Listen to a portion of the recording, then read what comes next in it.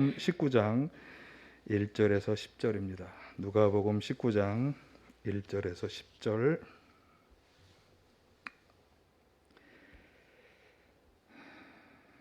제가 세번역 성서로 봉독해 드립니다. 예수께서 여리고에 들어가 지나가고 계셨다. 삭개오라고 하는 사람이 거기에 있었다. 그는 세관장이고 부자였다. 삭개오는 예수가 어떤 사람인지를 보려고 애썼으나 무리에게 가려서 예수를 볼 수 없었다. 그가 키가 작기 때문이었다. 그래서 그는 예수를 보려고 앞서 달려가서 뽕나무에 올라갔다. 예수께서 거기를 지나가실 것이기 때문이었다. 예수께서 그곳에 이르러서 쳐다보시고 그에게 말씀하셨다. 삭개오야, 어서 내려오너라. 오늘은 내가 네 집에서 묵어야 하겠다. 그러자 삭개오는 얼른 내려와서 기뻐하면서 예수를 모셔드렸다. 그런데 사람들이 이것을 보고서 또 수군거리며 말하였다. 그가 죄인의 집에 묵으려고 들어갔다. 삭개오가 일어서서 주님께 말하였다. 주님, 보십시오. 내 소유의 절반을 가난한 사람들에게 주겠습니다. 또 내가 누구에게서 강제로 빼앗은 것이 있으면 4배로 하여 갚아주겠습니다. 예수께서 그에게 말씀하셨다. 오늘 구원이 이 집에 이르렀다. 이 사람도 아브라함의 자손이다. 인자는 잃은 것을 찾아 구원하러 왔다. 아멘. 할렐루야. 오늘도 주님의 은혜와 평강이 함께 하시기를 간절히 축원합니다.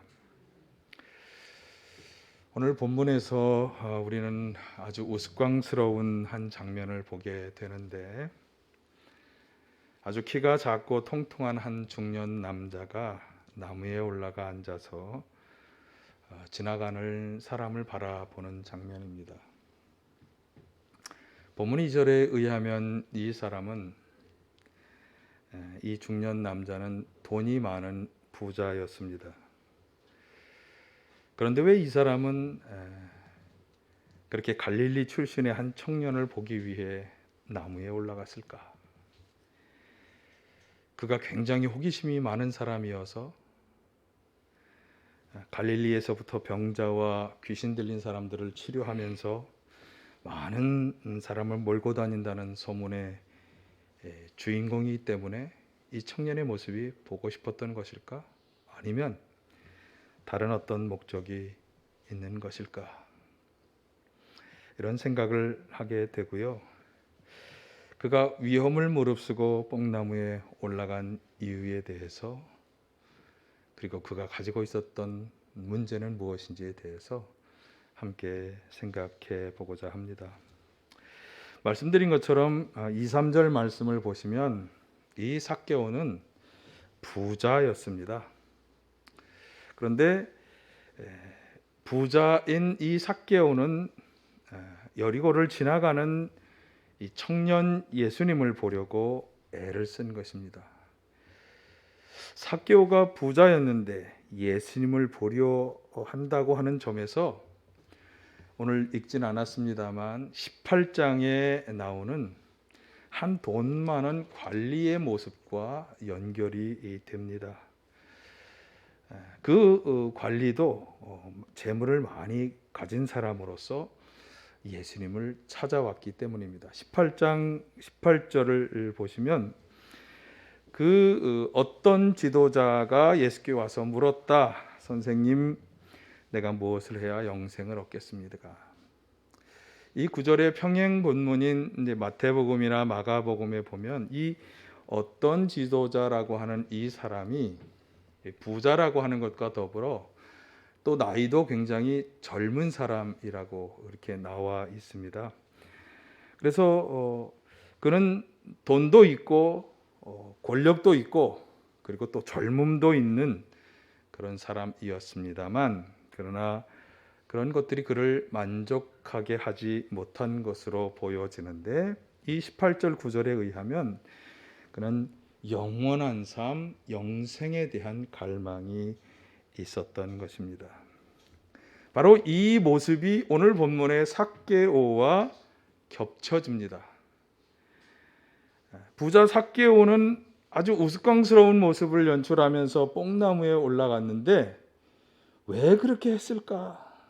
그에게도 뭔가 채워지지 않는 갈증, 해결되지 않는 답답함, 그런 문제가 있는 것입니다. 사실 삭개오는 세리로서 돈을 많이 버는 사람이었어요. 당시의 세리들은 그러니까 로마의 어떻게 보면 고용이 된 사람으로서 일반적인 세율보다, 통상의 세율보다 훨씬 높은 세율을 매겨서 그것을 세금을 걷어들이고 그곳에서 많은 돈을 착복하는 그런 사람들이었다고 그래요. 그래서 이 삭개오도 아마 세리로서 부자였다고 하는 표현을 보면 그도 그런 일들에 참여했다고 하는 것을 알 수 있겠죠. 그래서 그는 돈을 많이 가지고는 있지만 로마의 앞잡이로, 그리고 세금을 강탈해가는 도둑이고 강도로 그렇게 다른 유대 사람들에게 치부되고 있었던 것입니다. 그러니까 그는 동족 사람들로부터 인정받지 못하고 있었다. 아마 그런 문제, 또 답답함, 이런 것으로 인해서 이제 속을 끓이고 있었을 텐데, 그러다가 이제 이 소문의 주인공 예수라는 이 청년의 이야기를 듣게 되었고, 그리고 그 사람이 지금 이곳을 지나간다고 하는 소식을 접하게 된 것이죠. 그래서 어떻게든지 이 사람을 좀 만나봐야 되겠다, 이런 생각을 한 것입니다. 혹시 여러분 인생에 어떤 문제들로 인해서 답답함이나 갈증 같은 것을 느끼지는 않으십니까? 사실 많은 사람이 여러 가지 문제로 인해서 갈증과 답답함들을 안고 살아갑니다. 저도 마찬가지고요. 그런데 대부분은 사실 물질적인 것들로부터 비롯되죠. 충분히 가지지 못하고 내가 원하는 것을 얻지 못하기 때문에 사람들은 물질과 돈에 대한 갈증과 답답함을 느끼며 살아가고 있습니다. 특별히 오늘날과 같이 경기 침체, 인플레이션, 고물가, 고금리, 또 폭등하는 물가, 이런 것들 상황 속에서 우리 더욱 그것을 느낄 수밖에 없습니다. 그런데 사실 우리의 갈증과 답답함의 원인은 더욱 근본적인 것에서부터 시작이 됩니다. 오늘 본문의 이 삭개오도 그렇고요. 또 제가 예를 들었던 18장의 돈 많은 관리도 바로 그것을 잘 보여줍니다. 그들은 비록 최고의 자리는 아니었지만 남들이 부러워할 만한 돈과 권력, 게다가 젊음까지 가지고 있었습니다. 그러나 그들은 답답하고 또 갈증을 느끼고 있는 것이죠. 그리고 그것을 해소하고 해결하기 위해서 이 청년 예수님을, 소문의 주인공인 청년 예수님을 만나기를 원하며 그분 앞에 나아오고 있는 것입니다. 그래서 많은 사람이 돈이 없어 아우성치고 정말 살기 어렵다 이렇게 이야기하지만, 사실 우리를 힘들게 하는 것은 그 돈이, 그 권력이, 그 젊음이 채워주지 않는 그 어떤 무엇인가 때문이라고 하는 거죠. 그것 때문에 점점 더 우리의 인생은 답답해지고 외로워지고 그리고 불안을 느끼게 되는 것입니다.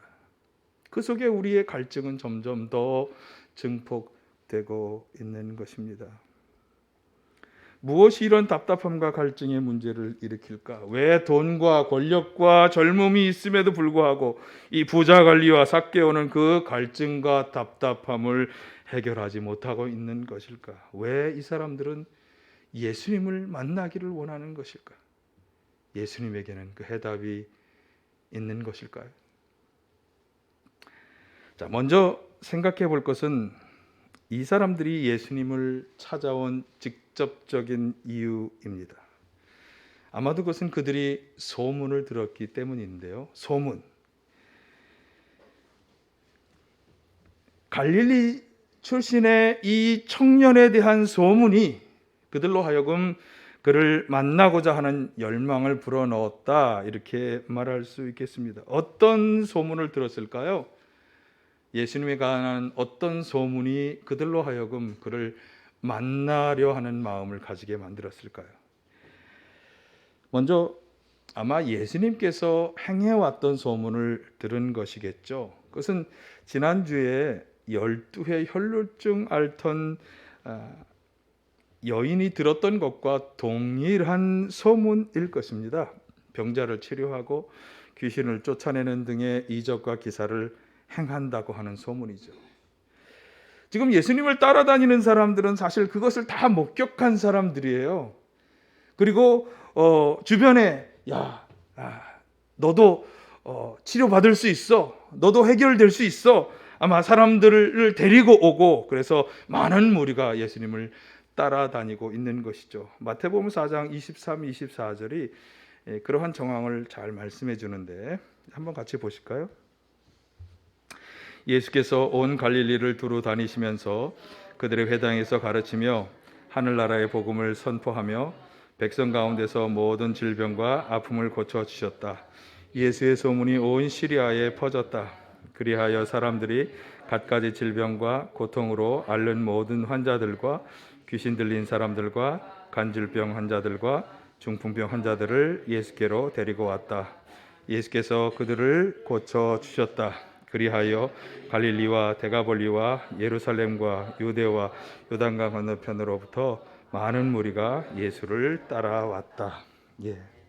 갖가지 질병과 고통을 겪는 사람들을 예수님이 치료해 주셨고, 그 소문이 온 갈릴리로부터 온 나라에, 시리아 전체에 다 퍼지게 된 것입니다.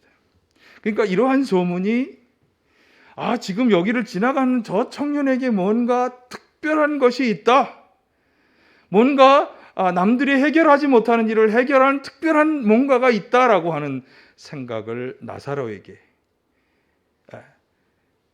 나사로이 아니라 삭개오에게 불어 넣어준 것입니다. 또 하나는 예수님의 권위 있는 말씀입니다. 예수님께서 산에서 행하신 유명한 설교, 그것을 우리는 산상수훈이라고 하는데, 이 설교를 마치셨을 때 사람들은 다음과 같이 생각했어요. 마태복음 7장 28, 29절, 예수께서 이 말씀을 마치시니 무리가 그의 가르침에 놀랐다. 예수께서는 그들의 율법학자들과는 달리 권위 있게 가르치셨기 때문이다. 젊은 30대 청년인데, 그런데 그 가르침이 사람들이 듣기에 권위가 있도록 그렇게 들려진 것입니다. 사실 마태복음 5장에서 7장까지 나오는 이 산상수훈의 말씀은 세계 역사가들은 이렇게 평가합니다. 역사를 통틀어 가장 아름답고 새로운 윤리의 가르침을 담고 있는 그런 놀라운 교훈의 말씀이다, 이렇게 평가를 합니다. 우리가 잘 아는 오른뺨을 때리는 사람에게 왼뺨까지 대어주라, 오리를 가자고 하면 십리를 함께 가주라, 속옷을 달라 하면 겉옷까지 다 내어주라, 원수를 사랑하라, 좁은 문으로 들어가라. 이런 말씀들, 여러분, 이런 말씀은 사실 아무나 할 수 있는, 즉흥적으로 나올 수 있는 그런 말씀이 아니잖아요. 그 말씀에 권위와 지혜가 있음을 엿볼 수 있습니다. 그렇기 때문에 이런 말씀을 하는 그런 분이라면 자신에게도 권위 있고 지혜 있는 조언을 해주지 않을까, 분명히 삭개오는 그런 생각을 했을 것입니다. 그래서 그런 이유들로 인해서 이런 우스꽝스러운 모습을 연출하면서까지 삭개오는 참으로 주님을 만나기를 원하였던 것이죠. 생각해 보았습니다. 우리는 이 예수님에 대해서 어떤 생각을 가지고 있습니까?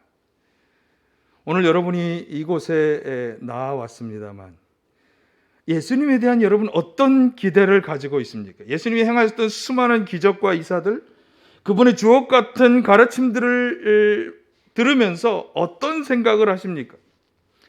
세상 사람들은요, 예수님을 4대 성인 가운데 한 사람이라고 생각하고요, 최고의 윤리적 가르침을 주신 그런 윤리학자 혹은 위대한 스승, 이렇게 받아들이고 있는데요, 여러분들은 예수님을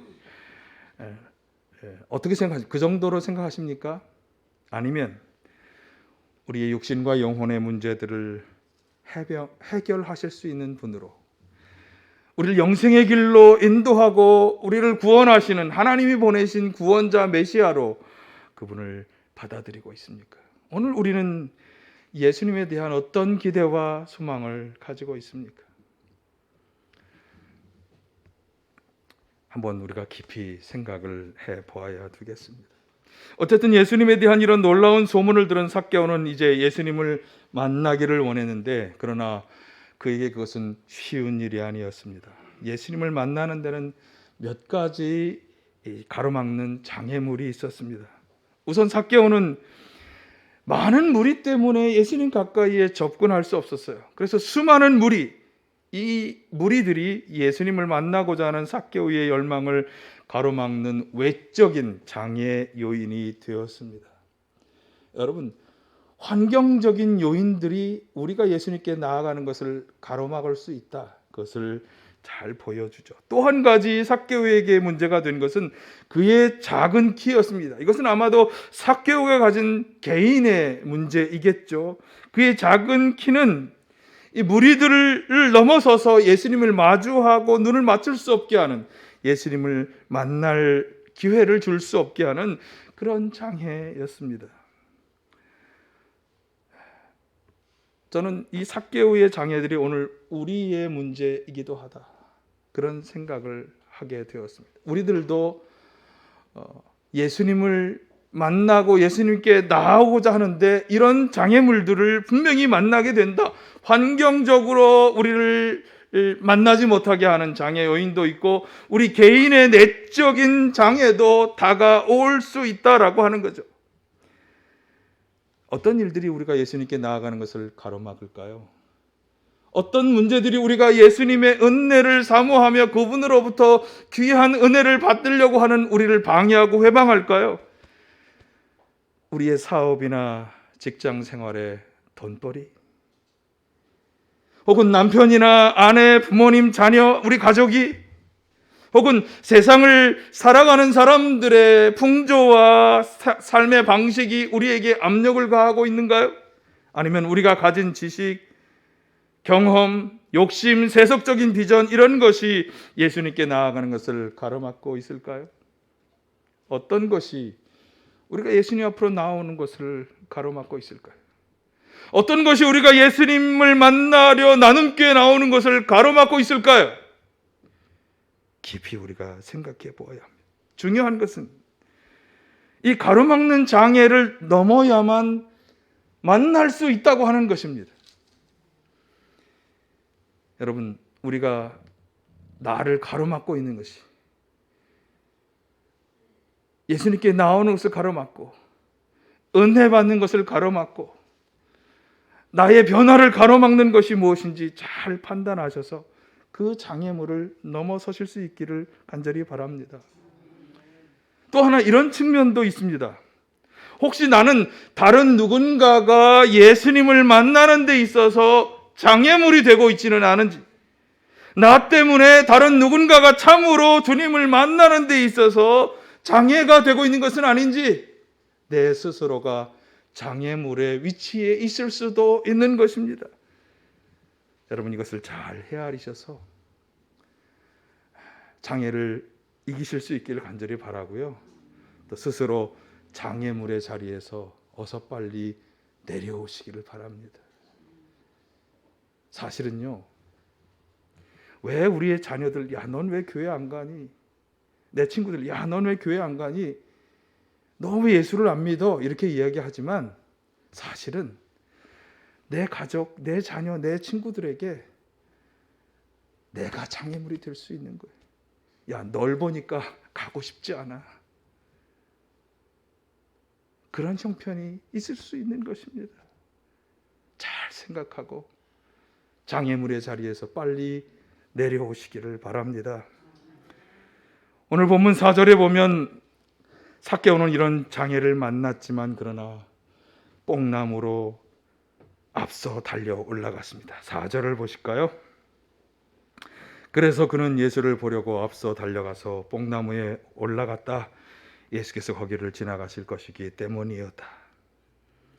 자, 앞서 달려가는 이 삭개오의 모습을 보면서 그는 가로막는 그런 장애로 인해서 예수님을 만나기 어렵다고 하는 것을 알지만 결코 포기하지 않고 있구나. 그것을 우리가 알게 되죠. 여러분, 이 삭개오의 모습을 꼭 기억해야 합니다. 어떤 장애물을 만났을 때 우리가 어떻게 해야 할지를 잘 말씀해 주잖아요. 포기하고 그러면 관두지가 아니라 여러분, 어떻게 해서든지 그분을 만나고자 하는 열망을 가지고 올라갔던 이 삭개오의 뽕나무, 이것을 꼭 기억하시기를 바랍니다. 그는 짜증내지 않았어요. 포기하지 않았어요. 두려워하지도 않았어요. 끝까지 최선을 다하고 있습니다. 사실 저도 나이 들면서 점점 손발이 둔해집니다. 나무에 올라가서 떨어질 수 있어요. 중년의 나이라는 것은 떨어질 수 있는 나이입니다. 그러나 그는 그 위험도 감수하고 있습니다. 자신이 예수님을 만나야 되겠다고 하는 열망이 너무나 크기 때문에 그는 최선을 다하고 자신이 가진 모든 힘을 다 발휘하고 있는 것이죠. 그렇게 되시길 간절히 축원합니다. 바울 사도가 목표를 향해 달려가는 것에 대한 표현을 이렇게 했는데요. 빌립보서 3장 13, 14절을 한번 보실까요? 형제자매 여러분, 나는 아직도 그것을 붙들었다고 생각하지 않습니다. 내가 하는 일은 오직 한 가지입니다. 뒤에 있는 것은 잊어버리고 앞에 있는 것을 향하여 몸을 내밀면서 그리스도 예수 안에서 하나님께서 위로부터 부르신 그 부르심의 상을 받으려고 목표점을 바라보고 달려가고 있습니다. 자, 뒤에 있는 것은 잊어버리고 앞에 있는 목표를 향해 그것을 바라보고 몸을 내밀며 달려간다. 그렇게 말씀하고 있습니다. 자, 여기서 우리가 주의해야 할 것은 달려가되 몸을 막 내밀면서 달려간다고 하는 이 표현. 신학자들이 이렇게 해석했습니다. 신체의 모든 근육을 긴장시켜서 오직 앞으로 내딛는 것만을 위해 최선을 다하는 모습이라고 하는 거죠. 몸을 막 내민다. 연상은 됩니다. 여러분, 육상 선수나 운동 선수들이 결승선에 먼저 닿기 위해서 육상 선수도 그렇고 또 스피드 스케이팅 선수들도 보면 마지막 결승선에서 먼저 선을 닿으려고 막 이렇게 몸을 내미는, 이게 정말 최선을 다해서 먼저 그 결승선으로 들어가고자 하는 그 노력, 이 최선의 노력이 바로 부르심의 상을 받으려고 달려가는 사람의 목표다, 방식이다라고 하는 거죠. 저는 이것이 오늘 삭개오가 예수님을 만나기 위해서 뽕나무에 올라갔던 것도 바로 그러한 노력이었다. 그가 하고자 하는 최선의 노력을 다한 것이었다. 우리는 지금 어느 정도의 노력을 기울이고 있을까? 달라져야 한다고, 성장해야 한다고, 변화되어야 한다고, 하나님 나라를 내가 정말 얻기를 원한다고, 거기에 어울리는 사람이 되기를 원한다고 생각하지만 나는 지금 어느 정도의 노력을 기울이고 있는가? 어쩌면 하늘에서 감이 떨어지기만을 바라면서 입을 벌리고 가만히 있는 사람처럼 하고 있지는 않은가? 생각해 보아야 합니다. 이렇게 삭개오가 뽕나무 위에 올라간 결과 그는 예수님을 마주할 수 있었습니다. 예수님께서는 삭개오를 외면하지 않으셨습니다. 5절을 보실까요? 예수께서 그곳에 이르러 쳐다보시고 그에게 말씀하셨다. 삭개오야, 어서 내려오라. 오늘은 내가 내 집에 묵어야 하겠다. 오늘 우리가 함께 들었던 찬양 중에 그 나무 아래서라고 하는 찬양이 있었는데요. 내려오라, 내려오라. 지친 삶의 모습, 거기서 내려오라. 상처 있고 고난한 삶에서 내려오라. 주님은 오늘 우리에게 그 말씀을 하시는 것입니다. 삭개오의 열망, 그의 삶의 처지에서 그가 정말 변화되고 달라지기를 원하는, 더욱 가치 있는 삶을 살기를 원하는 그의 마음 중심을 보시고 그 열망에 응답하셔서 그에게 변화의 능력, 변화의 힘, 변화의 씨앗을 주시고자 그의 집에 가신 것입니다. 오늘 이 역사가 저와 여러분 가운데 있어지기를 간절히 축원합니다. 아무도 보지 않는 것 같고 무관심 하신 것 같이 느껴지지만, 그러나 주님께서는 그 모든 것을 다 아시고 특별히 우리 마음의 열망과 중심을 다 보시고 계시다. 그리고 그것을 무시하시는 것이 아니라 거기에 응답하신다고 하는 것을 잘 말씀해 주고 있는 것입니다. 열망을 가지고 최선을 다할 때 주님은 응답하시고 우리를 만나주시는 것입니다. 우리를 도와주시는 것입니다. 우리에게 달라지고 변화될 수 있는 힘과 능력을 더하여 주시는 것입니다. 이것이 우리가 예수님을 만나고자 하는 열망을 가져야 하는 이유이며, 세상 아무도 몰라주는 것 같은 상황 속에서도 실망하지 말아야 될 이유이고, 끝까지 최선의 노력을 다하며 주님의 응답을 기다려야 할 이유인 것입니다. 주님은 다 보시고 아시고 그리고 응답해 주실 것입니다. 풀리지 않고 해결되지 않는 인생의 문제로 고민이 되십니까? 뭔가 달라지고 변화되고 더욱 한 단계 성장하는 그런 신앙으로, 삶으로 변화되기를 원하십니까? 여러분, 열망을 가지십시오. 예수님을 신뢰하십시오. 예수님께서 우리의 문제의 해결자이시고 정답자가 되신다고 하는 확신을 가지십시오. 그리고 꿈과 열망을 가지십시오. 가로막는 모든 장애물을 뛰어넘기 위해 최선의 노력을 다하십시오. 열망을 가지고 나오는 사람을 주님은 만나 주실 것이며 문제를 해결해 주실 것입니다. 꿈과 열망에 주님의 힘과 능력을, 지혜를 더하여 주실 것입니다.